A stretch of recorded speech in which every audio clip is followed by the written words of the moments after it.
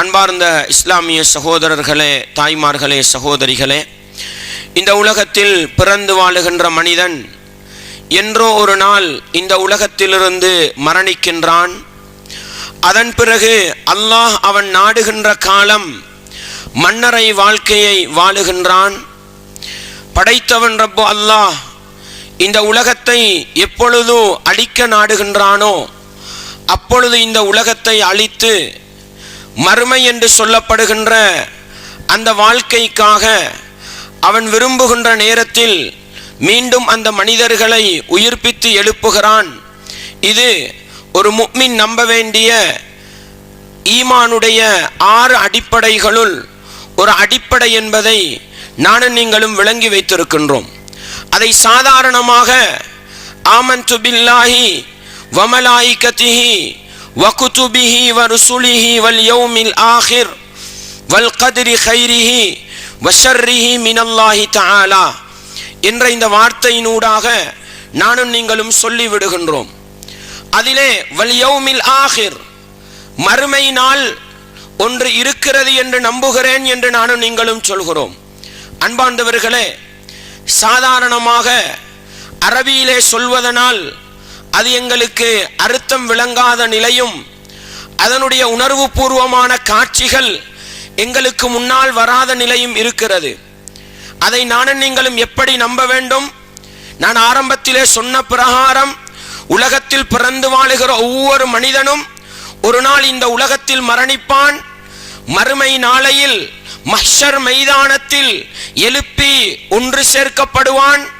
அதன் பிறகு பல கட்டங்களை அந்த மஹ்ஷர் மைதானத்திலே கடக்கின்ற மனிதன் நல்லவனாக இருந்தால் சுவனவாதி என்று தீர்ப்பளிக்கப்பட்டு அல்லாஹ்வுடைய பரிசை அவன் பெறுவான். அவன் கெட்டவன் என்று தீர்மானிக்கப்பட்டு நரகவாதி என்று முடிவு செய்யப்பட்டால் அல்லாஹ் பாதுகாக்க வேண்டும், நரக தண்டனைக்கு அவன் ஆளாகுவான் என்பதுதான் அந்த நம்பிக்கையின் விரிவான அர்த்தம். சகோதரர்களே, அன்பார்ந்தவர்களே, நானும் நீங்களும் இந்த உலகத்தில் நல்லவர்களாக வாழ வேண்டுமா? எங்களுடைய மரணத்துக்கு பின்னால் ஒரு வாழ்க்கை இருக்கிறது. அந்த மறுமை வாழ்க்கையில் அல்லாஹ் எங்களை விசாரிப்பான் என்கிற அந்த ஆழமான நம்பிக்கை இருக்க வேண்டும். இந்த உலகத்திலே நபித்தோழர்கள் என்று சொல்கிறோம் சகோதரர்களே, அவர்கள் எங்களை போன்ற மனிதர்கள் தான். எங்களை போன்ற ஆசைகள் இருந்தது, எங்களை போன்ற இரத்தம்தான் அவர்களுக்கும் ஓடியது. எங்களை போன்ற ஒரு பாவச் சூழலில் தான் அவர்களும் வாழ்ந்தார்கள். ஆனால் அவர்கள் மனிதர்களில் புனிதர்கள் என்ற பட்டத்தை பெற்றார்கள். ரதியல்லாஹு அன்ஹும், அவர்களை அல்லாஹ் பொருந்திக் கொண்டான் என்ற அந்த பட்டத்தை உலகத்திலே பெற்றுக் கொண்டார்கள். என்ன காரணம்? அவர்கள் வேறொரு உலகத்தில் வாழ்ந்தார்களா? இல்லை சகோதரர்களே. அவர்களுக்கு வேறு ஒரு உடல் கட்டமைப்பு கொடுக்கப்பட்டிருந்ததா? இல்லை சகோதரர்களே. அல்லாஹ் சொல்லி காட்டுகிறான், ரிஜாலுன், அவர்கள் சில மனிதர்கள், எங்களை போன்ற மனிதர்கள் தான். லா துல்ஹீஹிம் திஜாரத்துன் வலா பைஉன் அன் ذிக்ரில்லாஹி வ இகாமிஸ் ஸலாத்தி வ ஈதாஇஸ் ஸக்கா. அல்லாஹ் சொல்கிறான், அவர்கள் எங்களை போன்ற மனிதர்கள், அவர்களுடைய கொடுக்கல் வாங்கல், அவர்களுடைய வியாபாரம் அல்லாஹ்வை ஞாபகப்படுத்துவதிலிருந்து அவர்களை திசை திருப்பவில்லை. தொழுகையை நிலைநாட்டுவது, ஜகாத்து கொடுப்பதிலிருந்து அவர்களை திருப்பி விடவில்லை. காரணம் என்ன? எங்களை போன்று கொடுக்கல் வாங்கல் செய்தார்கள், எங்களை போன்று வியாபாரம் செய்தார்கள். ஆனால் அல்லாஹ்வை ஞாபகப்படுத்தி கொண்டு இந்த உலகத்தில் வாழ்ந்தார்கள். தொழுகையை நிலைநாட்டி இந்த உலகத்தில் வாழ்ந்தார்கள், ஜகாத்து கொடுத்து இந்த உலகத்தில் வாழ்ந்தார்கள். நல்லவர்களாக வாழ்ந்ததற்கு காரணம் என்ன? யகாஃபூன யௌமன், அவர்கள் ஒரு நாளை பயந்தார்கள். அவர்கள் ஒரு நாளை பயந்தார்கள். தத்தகல்லபு ஃபீஹில் குலூபு வல் அப்சார், உள்ளங்களும் பார்வைகளும் புரண்டு போகின்ற அந்த மறுமை நாளை அவர்கள் பயந்தார்கள். அதனால தான் நல்லவர்களாக வாழ்ந்தார்கள் சகோதரர்களே. எனவே நானும் நீங்களும் இந்த உலகத்தில் நல்லவர்களாக வாழ வேண்டுமாக இருந்தால் எப்பொழுதுமே எங்களுடைய உள்ளத்தில் ஆழமாக பதிய வேண்டியது, நான் உலகத்துக்கு வாழ வந்தவன் அல்ல, நான் மறுமைக்காக வாழ வந்தவன்.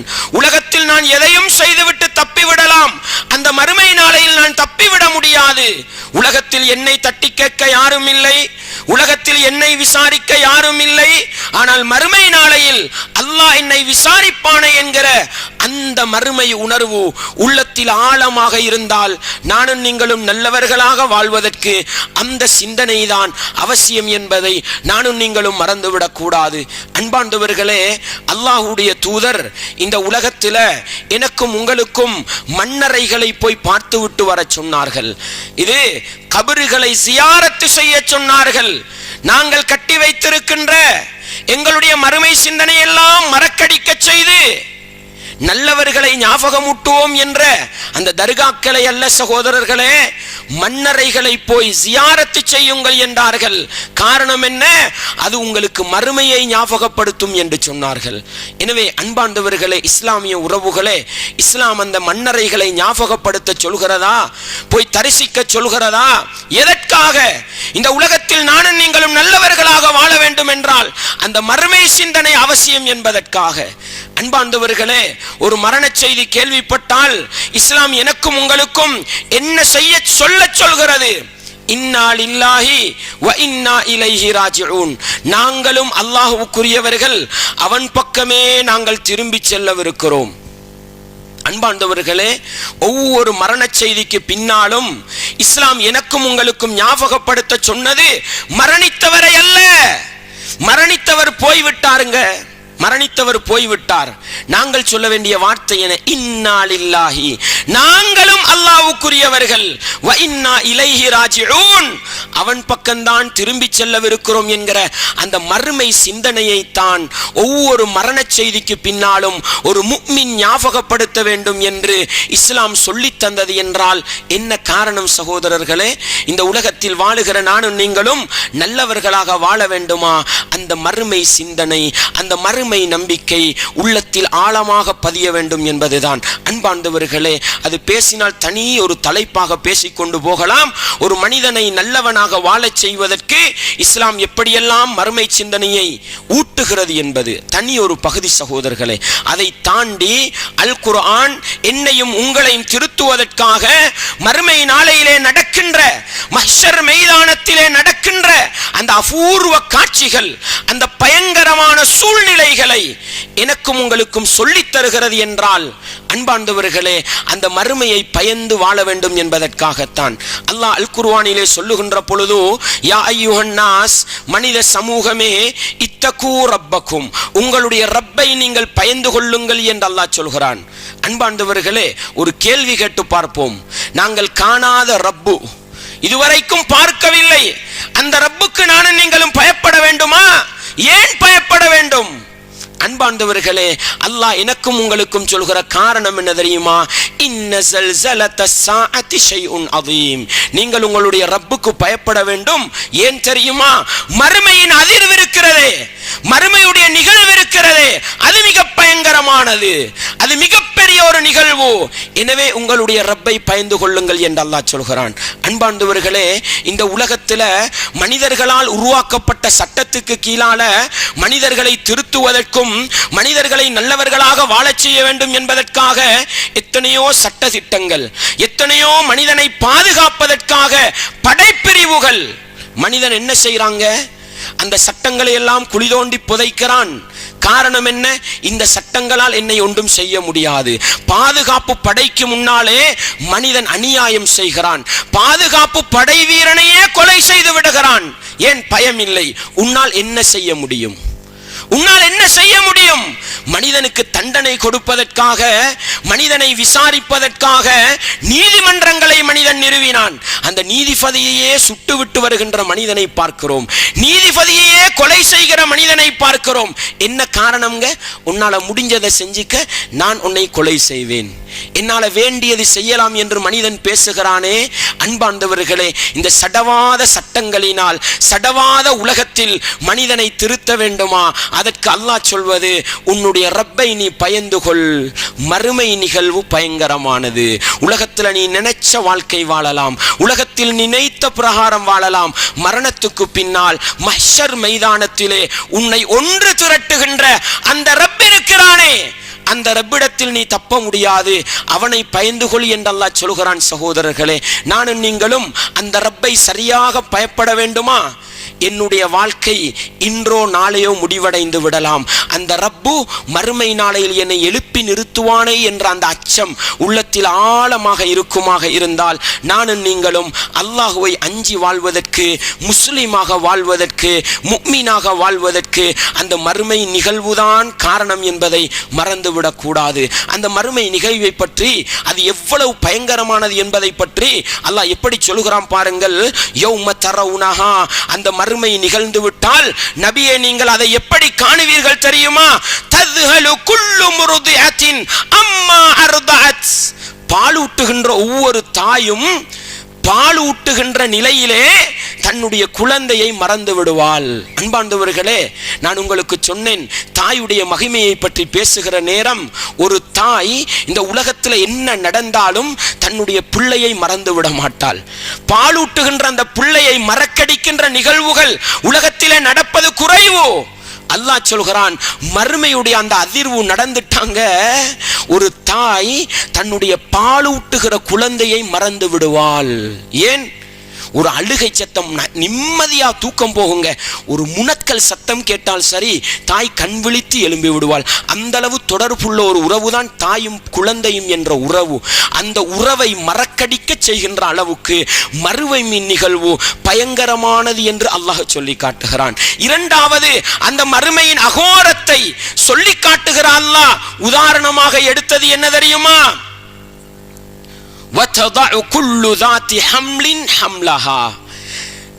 தன்னுடைய வயிற்றிலே சுமந்திருக்கின்ற குழந்தையை அந்த தாய் பெற்றெடுத்து விடுவாள் என்று அல்லாஹ் சொல்கிறான்.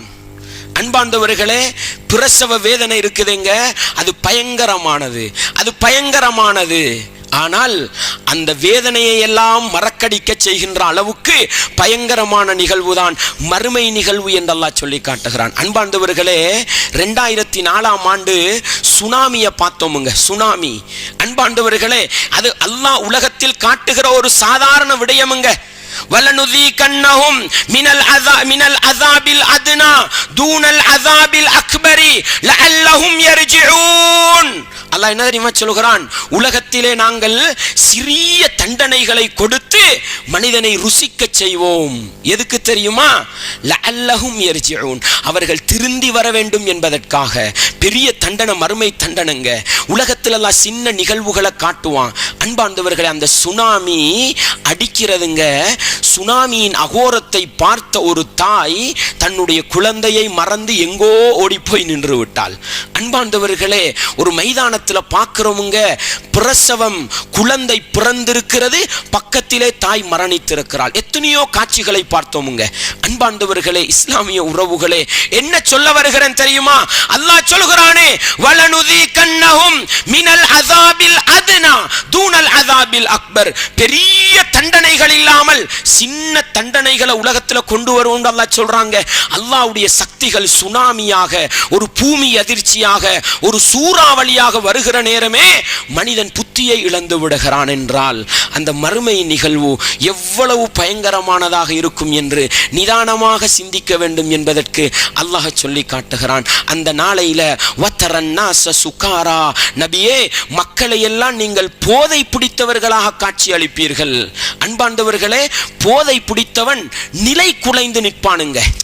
ஒரு மனிதன் எப்படி நிக்கணுமோ அந்த நிலையில நிக்க மாட்டானுங்க. அந்த நிலையை தாண்டிய நிலையில தான் போதை பிடித்தவன் இருப்பான். என்ன நடக்குது, ஏது நடக்குது ஒன்றும் விளங்காது, சுத்தி விட்ட மாதிரி இருக்கும். அன்பார்ந்தவர்களே, அல்லாஹ் சொல்கிறான், அந்த மறுமையுடைய நிகழ்வை பார்த்த மனிதன் போதை பிடித்தவனாக காட்சி அளிப்பான். அன்பார்ந்தவர்களே, இஸ்லாமிய உறவுகளே, முஸ்லிம்களாக இருந்து கொண்டு போதை பிடித்த நிலையில் இந்த உலகத்தை மறந்து வாழுகிறோமா? மறுமை எப்படி இருக்கும்ன்றத கொஞ்சம் யோசிச்சு பாருங்க. மறுமையுடைய நிகழ்வை கண்டா சாராயம் குடிக்க தேவையில்லைங்க, போதை வஸ்துக்களை பாவிக்க தேவையில்லை. மனிதன் சும்மாவே போதை பிடித்தவனாக இருப்பானாம். அல்லாஹ் சொல்கிறான், வமாஹும் பிசுகாரா, அவர்கள் போதை பிடித்தவர்கள் அல்ல, அவர்கள் போதை பிடித்தவர்கள் அல்ல. வலாக்கின்ன அஸாபல்லாஹி ஷதீத், மறுமையுடைய அந்த நிகழ்வுல நடக்கிற அல்லாஹ்வுடைய தண்டனைகள் பயங்கரமானது. அந்த காட்சியை பார்த்த மனிதன் போதை பிடித்தவனை போன்று இருப்பாண்டு அல்லாஹ் சூரத்துல் ஹஜ்ஜுடைய 1வது வசனம் 2வது வசனத்தில் சொல்லி காட்டுகிறான். அன்பாண்டவர்களே, மறுமையின் அகோரத்தை, அதனுடைய பாரதூரத்தை உணர்த்த விரும்பிய அல்லாஹ் எங்களோடு சம்பந்தப்பட்ட 3 விடயங்களை எடுத்து சொல்லி காட்டி மறுமையின் நிகழ்வு அந்த அளவு பயங்கரமானது என்று சொல்கிறான். புகாரியை புரட்டுங்கள், 6527வது இலக்க செய்தியை பாருங்கள். ஆயிஷா ரலியல்லாஹு அன்ஹா அவர்கள் இருக்கிற இடத்திலே நபிகளார் சொல்கிறார்கள், துஹ்ஷரூன ஹுஃபாத்தன் உராத்தன் குர்தா, நீங்கள் மறுமை நாளையில் ஆடையற்ற நிர்வாணிகளாகவும் செருப்பணியாதவர்களாகவும், நீங்கள் மறுமை நாளையில் ஹத்னா செய்யப்படாத நிலையிலும் எழுப்பப்படுவீர்கள். மனிதன் எந்த நிலையில உலகத்துல புறப்பானோ அதே நிலையில தான் மறுமையில எழுப்பப்படுறான். ஆடை கிடையாது, செரிப்பணிந்து இருக்க மாட்டான், ஹத்னா செய்யப்பட்டிருக்கவும் மாட்டான். அந்த நிலையில தான் மஹ்ஷர் மைதானத்தில் எழுப்பி நிறுத்தப்படுவான். ஆயிஷானை ஆச்சரியப்பட்டாங்க. யா ரசூலல்லாஹ், அல்லாஹுவின் தூதரே, அர்ரிஜாஉ வன்னிசா யந்துரு பஅதுஹும் இலா பஅத், எல்லாரும் நிர்வாணிகளாக இருந்தா ஆண்கள் பெண்கள் ஒருவரை ஒருவர் பார்த்து கொள்வார்களே. அன்பாண்டவர்களே, அல்லாஹ்வுடைய தூதர் சொன்னார்கள், யா ஆயிஷா, ஆயிஷாவே, அல் அம்ரு அஷத்து மின் அன் யந்துரு பஅதுஹும் இலா பஅத். நபிகளார் சொன்னாங்க, ஒரு மனிதன் இன்னொரு மனிதனை பார்க்கின்ற நிலையை தாண்டி அந்த நாள் பயங்கரமானதாக இருக்கும்னு சொன்னாங்க. அன்பாண்டவர்களே, பக்கத்துல உள்ளவனை பார்க்கிற நேரம் இல்லை, பக்கத்தில் உள்ள பெண்மணியை பார்க்கிற மனதில் மனிதன் இல்லை. அந்த அளவுக்கு மறுமையுடைய நிகழ்வு பயங்கரமானதாக இருக்கும் ரசூலுல்லாஹ் சொன்னாங்க. அன்பாண்டவர்களே, ஒரு தாய் தன்னுடைய குழந்தையை மறக்கிற நிலை என்றால், ஒரு கர்ப்பிணி தாய் அதை கண்ட அதிர்ச்சியில குழந்தையை பெற்றெடுக்கிற அளவுக்கு பயங்கரம்டா, பக்கத்தில் உள்ள ஆணையும் பார்க்க நேரம் இருக்காது, பக்கத்தில் உள்ள பெண்ணையும் பார்க்க நேரம் இருக்காது என்று அல்லாஹ்வுடைய தூதர் அந்த மறுமையின் அகோரத்தன்மையை, மறுமை நிகழ்வுடைய பயங்கர தன்மையை காட்சிப்படுத்துவதற்காக நபிகளார் எனக்கும் உங்களுக்கும் சொல்லி தந்தார்கள். பக்கத்துல உள்ளவனை பார்க்கிற நிலை கூட இருக்காதுண்டா அந்த நாள் எவ்வளவு பயங்கரமா இருக்கும்னு கொஞ்சம் சிந்திச்சு பாருங்களேன். அன்பாண்டவர்களே, இஸ்லாமிய உறவுகளே, அல்லாஹ்வுடைய தூதர் அந்த நாளுடைய பயங்கரத்தை சொல்லி காட்டுவதற்காக எனக்கும் உங்களுக்கும் சொன்னார்கள். 6532வது இலக்க செய்தியை வாசியுங்கள். அல்லாஹ்வுடைய தூதர் சொன்னார்கள். அதுக்கு முன்னால 2864வது செய்தியை வாசியுங்கள். அல்லாஹ்வுடைய தூதர் சொன்னார்கள், துதுன ஷம்சு யௌமல் கியாமத்தி மினல் ஹல்க் ஹத்தா தகூன மின்ஹும் கமிக்தாரி மீல்ண்டாங்க. சூரியன் இருக்குதுங்க, அந்த சூரியனை அல்லாஹ் படைப்பினங்களுக்கு நெருக்கமாக கொண்டு வருவான். எந்த அளவுக்கு? ஒரு மீல் பிரமாணம் அளவு வரும் வரைக்கும் நெருக்கி கொண்டு வருவான்டாங்க. அன்பாண்டவர்களே, இஸ்லாமிய உறவுகளே, இந்த ஹதீஸை அறிவிக்கிற சுலைம் இப்னு ஆமிர் என்றவர் சொல்றாரு, ஃபவல்லாஹி மா அத்ரி மா யுனா பில் மீல், மீல் என்ற அந்த வார்த்தையை கொண்டு என்ன நாடப்படுகிறது என்று எனக்கு தெரியாது. அச்சத்தினால தான் சொன்னாங்க, பயத்தினால தான் சொன்னாங்க. ஏன்? அமசாஃபத்துல் அருத், மீல் என்று சொன்னா ஒரு மைல் தூரமா, அல்லது அமில் மீல் உள்ளதி துக்கு தஹலு பிஹில் ஐன், கண்ணுக்கு சுருமா போடுவாங்களே அந்த குச்சின் அளவாண்டு தெரியாதுண்டாங்க. அன்பாண்டவர்களே, 2ல் ஓர் அளவுல சூரியன் கொண்டு வந்து வைக்கட்டுமுங்க, அந்த சூரியன் சூட்டை என்னால உங்களால தாங்க முடியுமா? ஒளி வேகத்தில் அளக்கப்படுகின்ற சூரியன் அளவுங்க லட்சக்கணக்கான மைல்களுக்குண்டா, ஒளி அளவிலான மைல்களுக்கு அப்பால் இருக்கிற சூரியன் மறைந்து 6 மணித்தியாலமாகிறது. ஆனா இருள் சூழ்ந்த நிலையில இந்த காத்து இல்லைன்னா நம்மளால இருக்க முடியுதாங்க? இந்த காத்து அடிக்கிற நிலையில சூடு தாங்க முடியுதா? எங்கேயோ ஒளி கொடுக்கிற அந்த சூரியன் சூடு என்னையும் உங்களையும் பதம் பார்க்கிறது என்றால், அல்லாஹு அக்பர், மறுமையில் எங்களுக்கு நெருக்கமாக சூரியன் கொண்டு வந்து வைக்கப்பட்டால் அதனுடைய நிலை எப்படி இருக்கும்? இந்த பயங்கரத்தை கொஞ்சம் சிந்தித்து பாருங்கள் சகோதரர்களே. அல்லாஹ்வுடைய தூதர் சொன்னார்கள், அப்படிப்பட்ட நிலையிலே ஃபயகூனுன் நாசு அலா கத்ரி அமாலிஹிம் ஃபில் அரக், ஒவ்வொரு மனிதனும் அவரவர்களுடைய உலகத்தின் செயற்பாடுகளுக்கு ஏற்ப வியர்வையில் மூழ்கி கிடப்பார்கள் என்று சொன்னாங்க. வியர்வையில் மூழ்கி கிடப்பார்கள் என்று சொன்னாங்க. நான் முன்னால சொன்னேன் 6532வது இலக்க ஹதீஸ். அதுல ரசூலுல்லாஹ் சொன்னாங்க, மனிதர்கள் வியர்வையில மூழ்கி இருப்பார்கள். ஹத்தா யذهب عرقهم في الارض 70 ذراعا. வியர்வை வடிஞ்சிங்க பூமிக்கு கீழே 70 முழத்துக்கு வியர்வை இருக்குமா. அதையும் தாண்டி சில மனிதர்கள் கரண்டை கால் வரையிலே வியர்வை, சில மனிதர்களுக்கு முழங்கால் வரையிலே வியர்வை, சில மனிதர்களுக்கு இடுப்பு வரையிலே வியர்வை. நபிகளார் தண்ட மூக்கு கிட்ட கைய வச்சு சொன்னாங்க, சில மனிதர்கள் கடிவாளமிடப்பட்டது போன்று மூக்கு வரைக்கும் வியர்வையில் மூழ்கி இருப்பார்கள் என்று சொன்னாங்க. நஅூது பில்லாஹ், நஅூது பில்லாஹ். அல்லாஹ் அந்த பயங்கரமான சூழ்நிலையிலிருந்து என்னையும் உங்களையும் பாதுகாக்க வேண்டும். ஏங்க தலை உச்சியில சூரியன் இருக்குது, காலுக்கு கீழால வியர்வை இருக்குதுன்னா எப்படிங்க இருக்கும்? அன்பார்ந்தவர்களே, துஹருடைய நேரத்துல நம்ம வுது எடுக்கிறதுக்கு டெப்ப திறக்கிறோங்க. பைப்பை திறந்தா தண்ணி எப்படிங்க வருது? சூடா வருதுன்னு. ஒளி வேகத்தில் அளக்கப்படுகின்ற சூரியனின் தூரம், இலட்சக்கணக்கான மைல்களுக்கு அப்பால் இருக்கின்ற சூரியன் நம்முடைய வீட்டுக்கூரையில் இருக்கிற தண்ணீர் தாங்கியை பதம் பார்க்கிறது என்றால், அல்லாஹு அக்பர், தலையுச்சியில் இருக்கிற சூரியன் சூட்டுக்கு இந்த வியர்வை எப்படி இருக்குன்னு கொஞ்சம் கற்பனை பண்ணி பாருங்க. அன்பாண்டவர்களே, இஸ்லாமிய உறவுகளே, பக்கத்தில் ஒரு ஏரி இருக்குதுங்க. ஒரு 5 மணி 6 மணிக்கு போய் குளிச்சு பாருங்க, தண்ணி சூடா இருக்குதுங்க. எவ்வளவு நிரம்பி இருக்கிறது தண்ணீர், சூடாக இருக்கிறது. சூடாக்கியது யார்? அந்த சூரியன் அல்லவா? தண்ட காலுக்கு கீழால இருக்கிற அந்த வியர்வை எப்படி கொதிச்சு கொண்டிருக்கும் கொஞ்சம் கற்பனை பண்ணி பாருங்க. இந்த பயங்கரமான நிலையில இருந்துதான் நானும் நீங்களும் தப்ப வேண்டுமா? எங்களுடைய செயற்பாடுகள் நல்லதாக இருக்க வேண்டும், எங்களுடைய நடவடிக்கைகள் நல்லதாக இருக்க வேண்டும். படைத்தவன் ரப்பு சொன்ன பிரகாரம் வாழ்ந்து, அல்லாஹ்வுடைய தூதர் காட்டி தந்த பிரகாரம் வாழ்ந்தால் அதிலிருந்து பாதுகாப்பு இருக்கிறது சகோதரர்களே.